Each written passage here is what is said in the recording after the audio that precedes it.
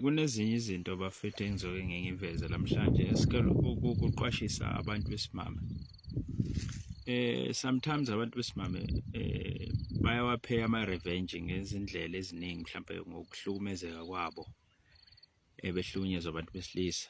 Kodwa ukupheya kwakhe i-revenge kuyakwenza ukuthi uNkulunkulu asuke kuwe, because ngesikhathi ulwa nomuntu okuhlukumezile kuthola ukuthi most of the time ulwa nomuntu okuhlukumezile, uthola ukuthi lo muntu okuhlukumezela asenindaba nawe kade ayihambele, usuzohlukumeza omunye umuntu wesilisa okhona.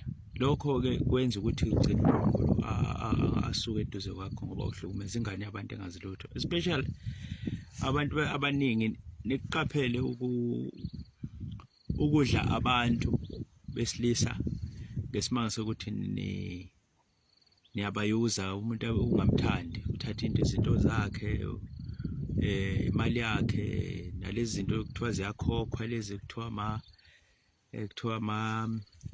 girlfriend allowance, kuthiwa kodwa umuntu ungamthandi, yabo.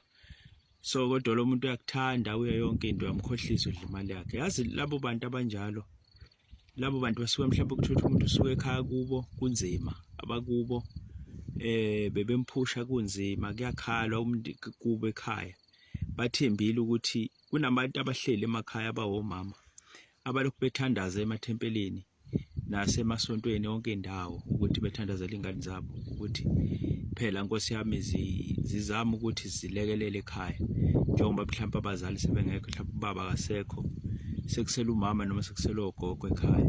So bethembele umuntu wena umchuthayo leGoli, kuyathandazwa ngapha wena uyachutha wena ngapha. So usizo lwalo muntu awufuni nokulwazi, awumazi futhi nakwazi ukuthi usukaphi, isimo sakhe sikanjani.